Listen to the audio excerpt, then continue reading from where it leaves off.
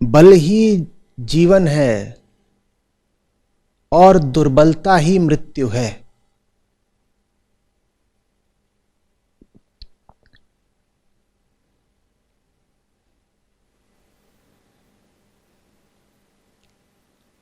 बात को बिना लाग लपेट के सीधे सीधे ला करके उन्होंने लोगों के सामने रख दिया। कहा कि देखो अपने जीवन को, कितनी शक्ति, कितना बल दिखाई दे रहा है, और अगर न तुम्हारे तन में बल है, न तुम्हारे मन में बल है, तो तुम मिथ्या ही, झूठ मूठ ही अपने आप को धार्मिक या आध्यात्मिक कह रहे हो। ताकत दिखाओ।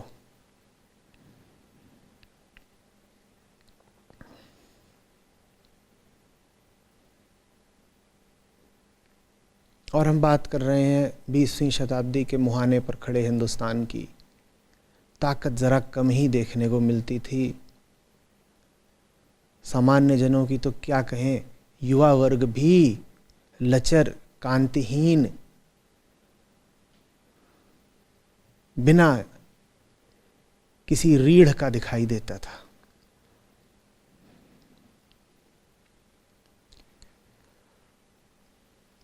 अपनी इसी बात पर जोर देने के लिए यहां तक कह गए कि ये जो तुम भगवद गीता का पाठ करते दिखाई देते हो, तुम्हारे लिए तो इससे कहीं ज्यादा जरूरी है कि तुम जाकर फुटबॉल सीखो।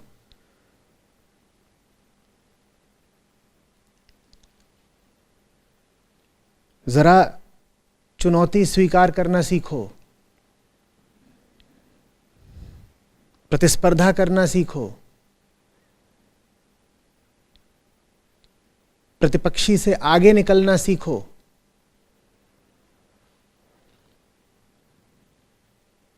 और ये सब अगर तुम नहीं कर रहे तो गीता तुम पर व्यर्थ ही गई ना। गीता रटने से क्या होगा? कृष्ण का उपदेश सशक्त लोगों के लिए, बहादुरों के लिए, बाके जवानों के लिए है। वो कह रहे हैं लड़ जाओ।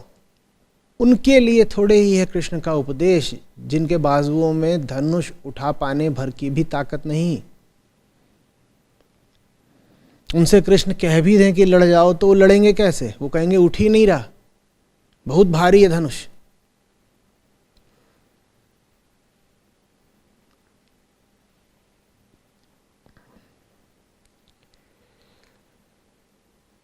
क्रांतिकारी बात थी। नहीं तो आम प्रथा ये थी कि अध्यात्म के नाम पर बातें ही किसी परलोक की होंगी। आत्मा, रूह, ऊपरी बातें, रूहानी बातें।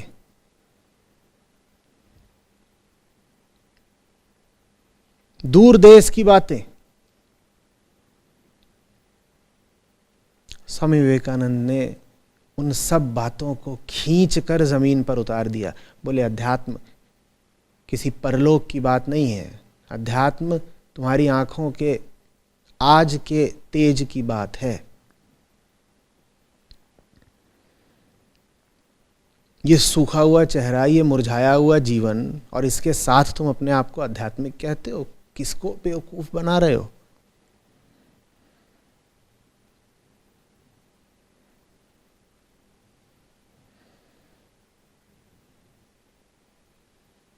कोई तेजस्विता नहीं, कोई सुगढ़ सौंदर्य नहीं। अध्यात्म को तो तुमने बिल्कुल हवा हवाई बना दिया। क्रांतिकारी बात थी।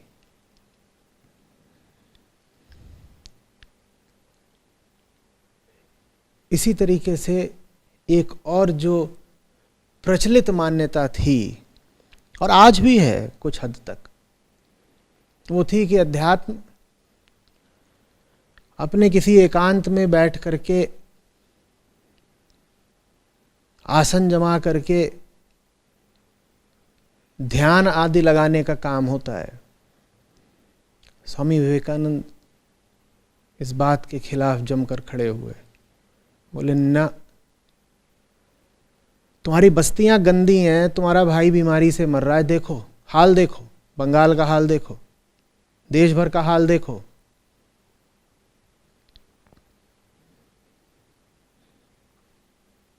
और तुम कहते हो कि तुम आध्यात्मिक हो क्योंकि तुम अपने कमरे में कहीं कोने पर बैठ गए हो आंखें बंद करके।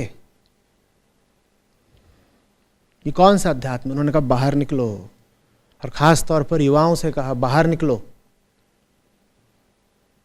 बिना समाज सेवा के कोई अध्यात्म नहीं होगा।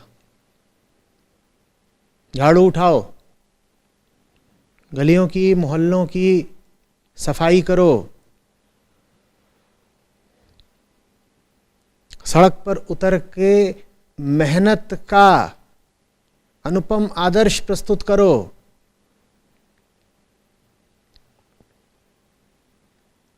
एक के बाद एक दुर्भिक्ष छा रहे थे। बंगाल में खास तौर पर अकालों की श्रृंखला ही चल रही थी।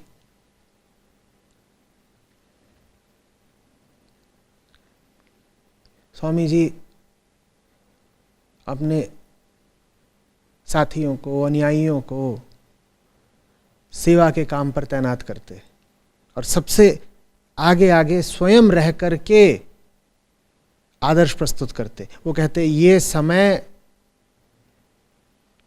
ध्यान भजन कीर्तन भर का नहीं है, करते रहना ध्यान भजन कीर्तन, पर इस वक्त नर की सेवा ही नारायण की सेवा है। चलो इंतजाम करो लोगों के खाने पीने का, जहां कहीं इससे भी हो सके धन की व्यवस्था करो, अन्न की व्यवस्था करो, लोगों को बचाओ।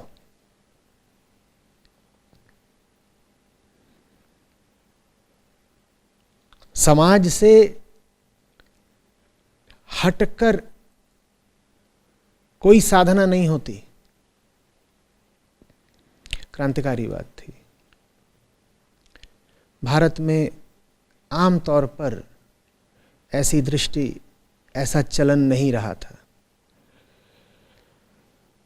भारत का जो औसत आध्यात्मिक आदमी होता था वो एक दुबला पतला, जगत की घटनाओं से उदासीन एकांतवासी होता था। आप उसके पास जाएंगे, उससे पूछें कि दुनिया में क्या चल रहा है, उसे कुछ पता ना हो। वो बस बोले राम राम या देवी देवी, या हो सकता है कुछ ना बोले, मौनी हो तो।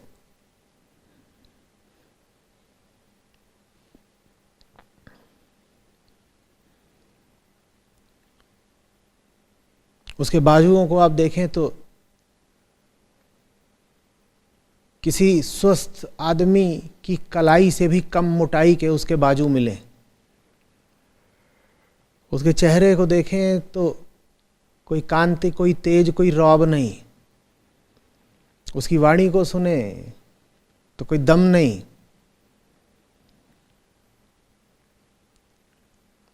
विपरीत परिस्थितियों से और अनाचारियों से जब लोहा लेने का समय आए तो इस औसत आध्यात्मिक आदमी के पास कोई संकल्प नहीं, कोई प्रेरणा नहीं। इसने तो अध्यात्म के नाम पर उदासीनता और पारलौकिकता सीखी थी। इसने तो ये सीखा था कि अध्यात्म का मतलब होता है दुनिया से कदम वापस खींच लेना, कहीं इधर उधर कोने कतरे जा करके छुप जाना और वहां बैठ के कहना हाँ कृष्णा कृष्णा।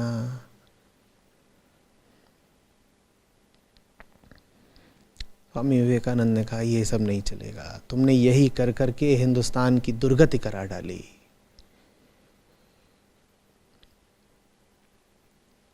तुमने अपनी कमज़ोरियों और अपने दुर्बलता भरे अहंकार को बचाने के लिए अध्यात्म का भी दुरुपयोग कर डाला।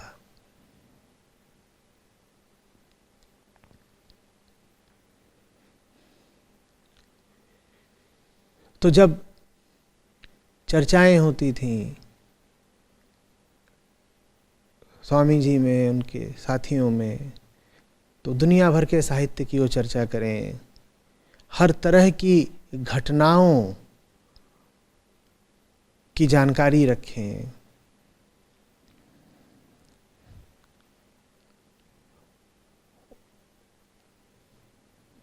उन लोगों के आपस के संवाद अगर आप पढ़ें तो आप पाएंगे कि ऊंचे दर्जे का सामान्य ज्ञान है पूरे ही दल का।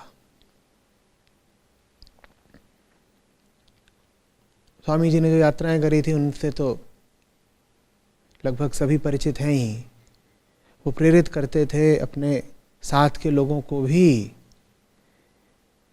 ज्ञान अर्जित करने के लिए और भ्रमण करने के लिए। स्वामी विवेकानंद की अंग्रेजी में जो दक्षता थी उससे तो आप परिचित हैं ही, वैसी ही दक्षता मठ के और बाद में मिशन के और नेताओं में भी थी।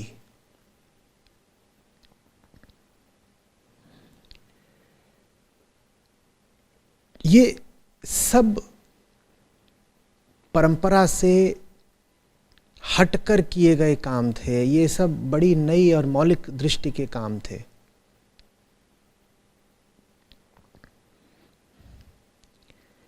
नहीं तो कहाँ हुआ था भारत में ऐसा कि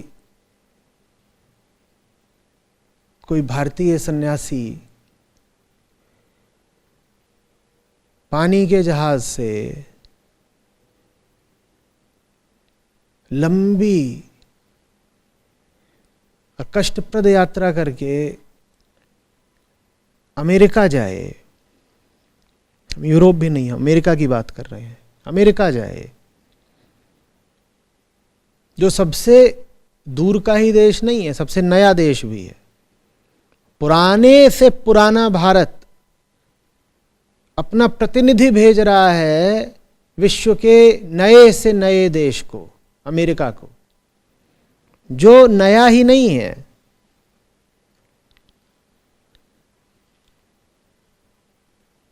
पृथ्वी के बिल्कुल दूसरे छोर पर है।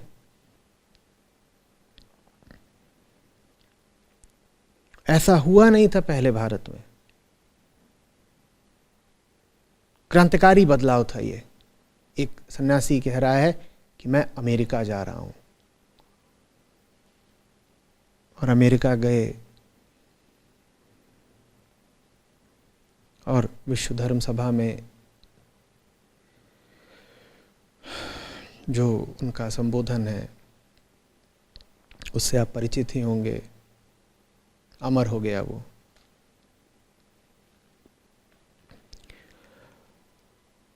हमें ज्ञात होना चाहिए कि सिर्फ एक संभाषण के लिए नहीं गए थे वो अमेरिका।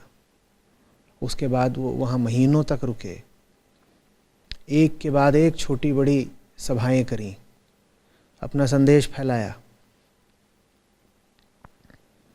फिर वहाँ से यूरोप भी गए बाद में, वहाँ भी यही किया।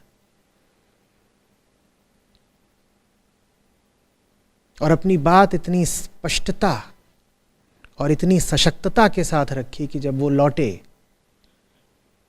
तो उनके साथ उनके कुछ पश्चिमी अनुयायी हिंदुस्तान आ गए सदा के लिए। ये बल है। और उस वक्त उनकी कुल उम्र कितनी? एकदम ही नौजवान। वो उम्र जिसमें तब भी और आज भी भारत के बहुत सारे जवान लोग अपने आप को दूध पीता बच्चा ही मानते हैं।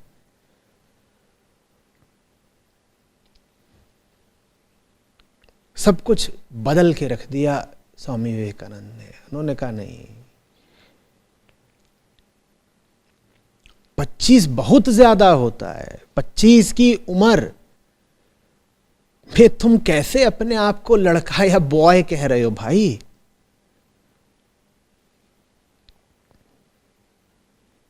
पच्चीस 30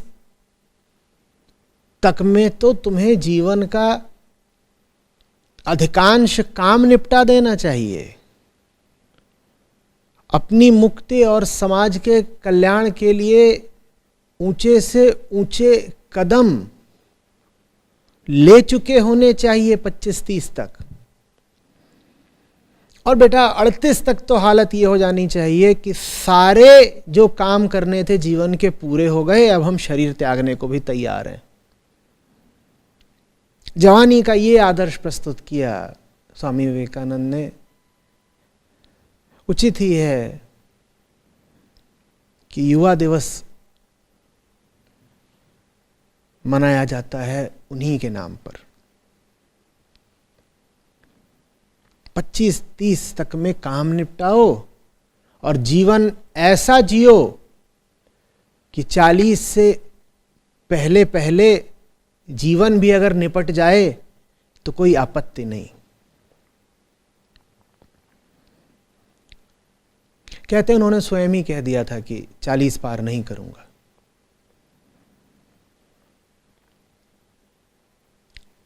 और इसमें कोई दैवीय या पारलौकिक त्रिकालदर्शिता की बात नहीं है। जैसा वो जीवन जी रहे थे, वो एक जबरदस्त जलती हुई जवान मशाल की तरह थे। उन्हें तो खुल के जीना था और जलना था। उन्हें स्वयं को बचा कर नहीं रखना था। उन्हें जीवन की लंबाई नहीं चाहिए थी।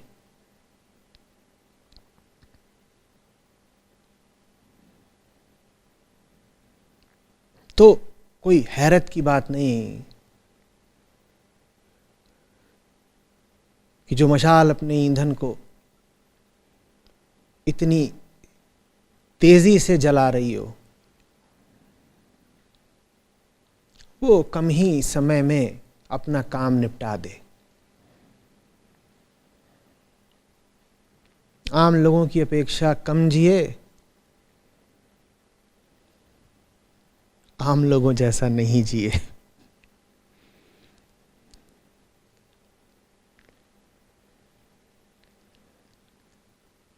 बात समझ में आ रही है?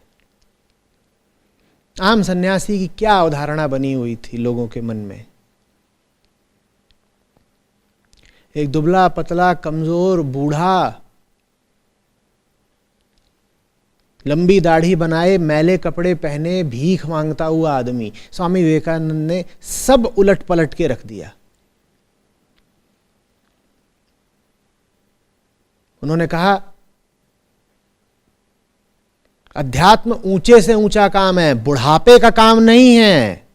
देखो मुझे, वास्तव में अध्यात्म अगर प्रौढ़ावस्था में या वृद्धावस्था में आता है तुम पर, तो ये बस गनीमत की बात है कि तुम बच गए।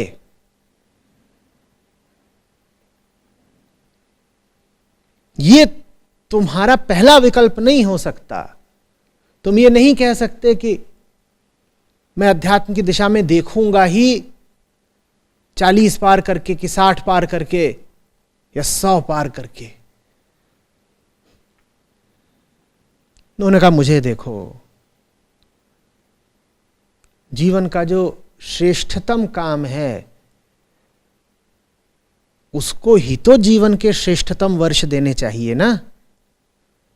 मेरे जीवन के श्रेष्ठतम वर्ष तभी हैं जब शरीर में अधिक से अधिक ऊर्जा है, और अपने जीवन के स्वर्णिम वर्ष मैं समर्पित करता हूं जीवन के स्वर्णिम उद्देश्य को ही। नहीं तो और क्या काम आएगी जवानी? जवानी अगर जो सबसे ऊंचा काम हो सकता है उसको नहीं दी तो और क्या उपयोग करूंगा अपनी जीवन ऊर्जा का? फिर तो जवानी बहकेगी, आत्मघाती हो जाएगी। समय को, ऊर्जा को, जीवन को बर्बाद करेगी। क्रांति है। भारत अध्यात्म का पक्षधर और पुजारी तो जरूर रहा है, लेकिन भारतीय जनमानस में यह धारणा भी बैठी हुई है कि अध्यात्म काम तो बुढ़ापे का ही है। दोनों बातें हैं भारत में। यहां तो जिसको देखो वही धार्मिक है, लेकिन साथ ही साथ ये मान्यता भी है कि धर्म बुढ़ापे का काम है भाई। विवेकानंद ने इस धारणा को झकझोर कर रख दिया। और जहां कहीं भी आज भी स्वामी विवेकानंद का चित्र लगा होगा, मूर्ति खड़ी होगी, वो मूर्ति, उस मूर्ति का तेज, उस जवान आदमी की रोशनी गवाही दे रही होगी कि अध्यात्म बुढ़ापे का नहीं, जवानी का ही काम है। प्रमाणित कर रही होगी और आमंत्रित कर रही होगी सब युवाओं को कि आओ देखो मुझे, मैंने क्या किया, वही करो जो मैंने किया, और तभी करो जब मैंने किया।